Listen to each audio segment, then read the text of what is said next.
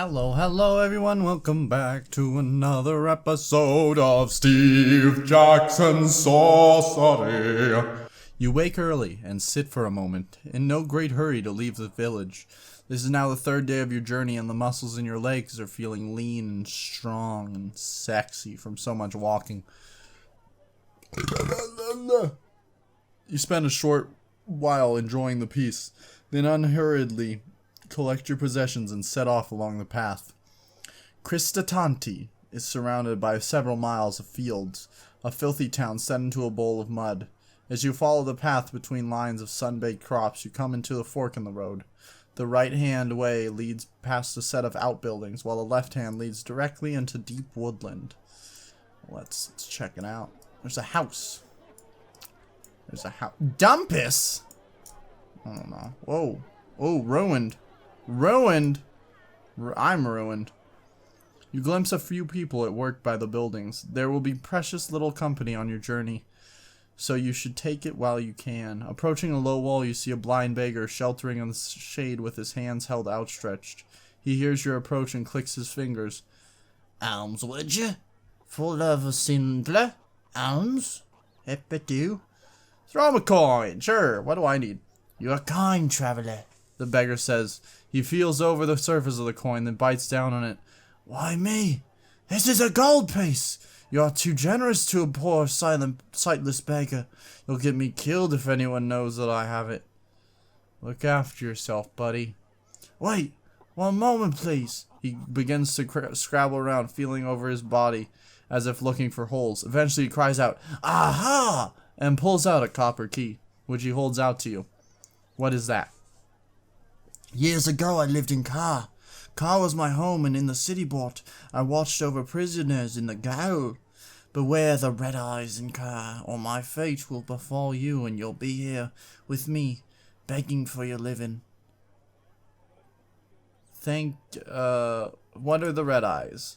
Pray you never find out. What the fuck? Why don't you just tell me?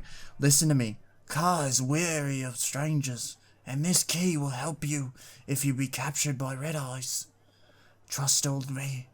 As the old man talks, you step quickly out of the road as an ox cart whips past you, raising dust. It does not stop. Take the key. What the fuck is wrong with that? What's wrong with that ox cart, dude? You take the key and put it safely in your pack. Thank you, you say, then move on. Thank you. You follow the path away from the village for half the morning. The walk is easy. It feels as natural as breathing to have the road move beneath your feet. Hard to believe you trained for this journey so long now that you are on it. You climb a little, tracing the side of a group of trees until you meet a fork in the road. You can continue straight on and upwards or turn west a while. You know what? I want to go to this weird ruined city, it says. Liaki. You continue along the path, climbing. Your legs feel strong and lean. You already said that. By the end of this journey, you will be built like a mountain goat. Good to know. I'll just become a goat. This afternoon progresses, long and easy. This place you are walking through seems thick with desolation, as if it was long ago abandoned. And then, as if to confirm your thought, you come across two enormous stone pillars, listing slightly either side of the road. They form a gate, but the gate is 3 times the height of a man. Look them over. Peering closely, you look over the faded remains of carved characters in the old script L and K, the remnant of a spell of fortune, perhaps, or of binding for those now fallen stones. Go through. There is nothing for it but to go forwards. Hopefully I die. Or maybe it really is a city. You step into the shadow of the enormous gate. The ruins of walls line the path either side, but these are walls built from blocks the size of ox carts. It's pretty big. Centuries ago, this must have been a palace of a king 12 feet tall. Now it has been leveled and the stones stolen for the field walls and foundations of the villages all around. Well, we better investigate. Think about it. If the king was 12 feet tall, think about how big his sword would be. You take a moment to clamber out over the ruins and off the path until you are surrounded by waist-high grasses. The ground rises and falls sharply around the outlines of houses and buildings. You trace the line of a street wide enough to run 3 carts abreast. that leads quickly downhill toward a forest. Once this place was rich and plentiful. What happened here to remove every last trace of these colossal people? Look inside a house. That'll tell us. You stop by the edge of a house. The side wall only stands as high as your knees. Grass nods above it. Looking inside, you can make out the edges of the fireplace, the back wall, and an adjoining area. Perhaps a grain store or a bedroom.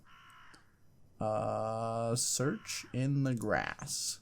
You take a few moments to search through the long grasses and find nothing, until your hands closes on a clay pot near one wall. It is the shape of a wine jug, but about 3 times the usual size.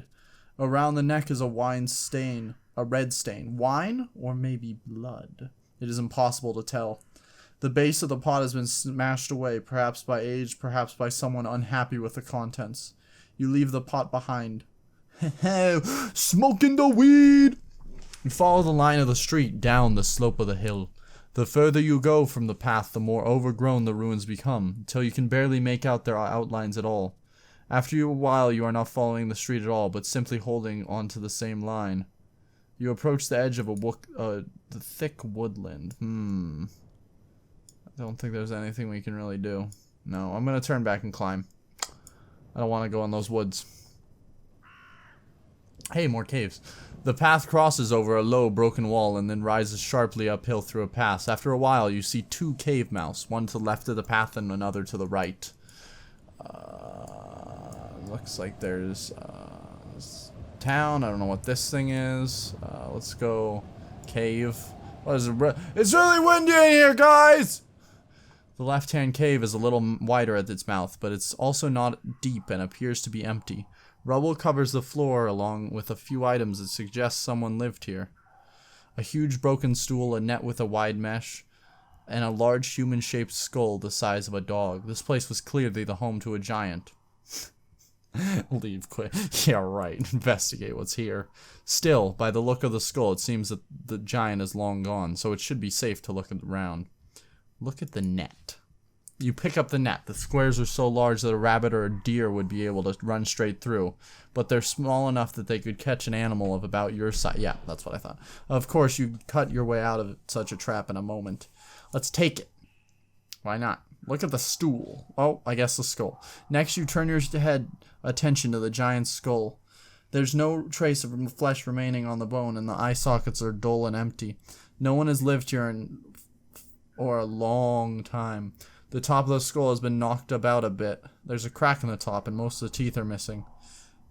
Top of the skull. There's a dent at the very top. This giant was probably done in by a mace or a club, or else a falling rock. What about the teeth? There are only 2 teeth.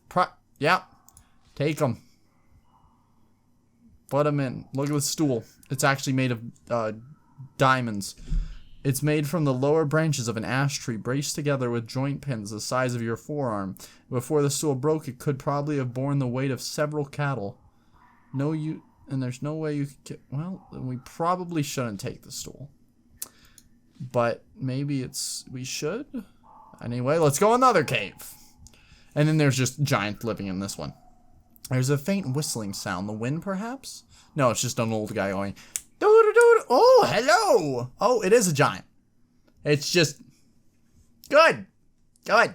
You creep further in. Then a few steps on, you stumble and fall, and as you do so, the whistling stops. To your horror, you realize that you have tripped over is a foot. What you have tripped over is a foot.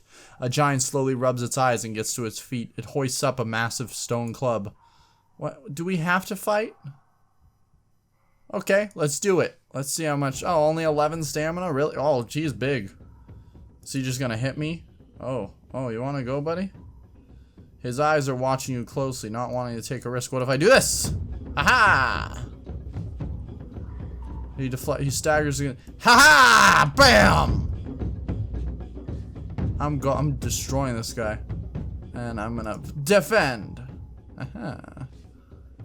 He raises his club. Okay, what if I do this one? Defensively, 2.8. Bam. I'm doing it. I'm defeating a giant. He is weakening. Better do this one. Oh, shit.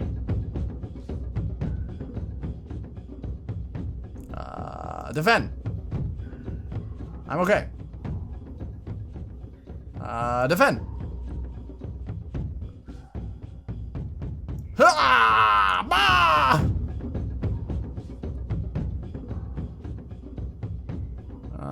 Defend! Darn it, I should have gone there. He lifts his club. Okay, so he's defending, so let's do 3. Okay, just wanted to make sure.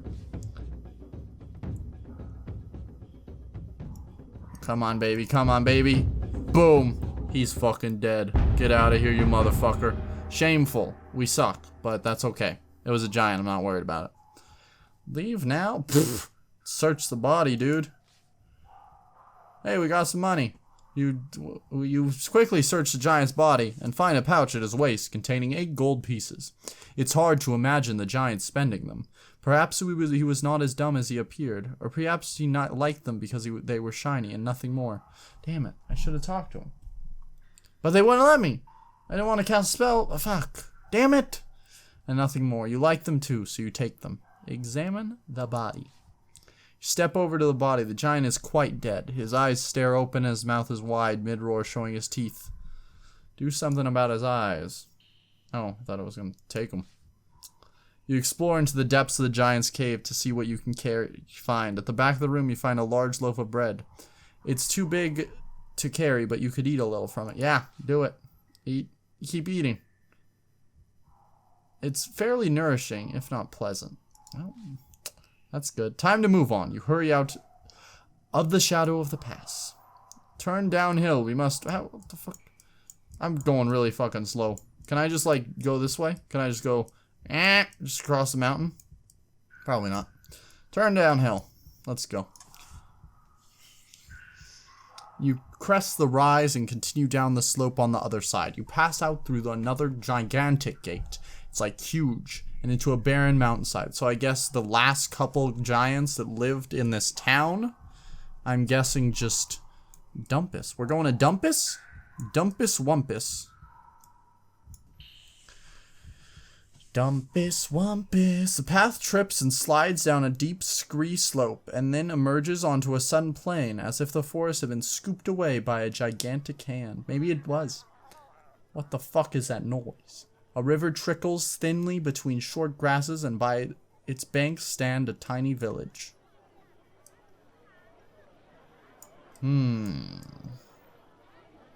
Is this village good?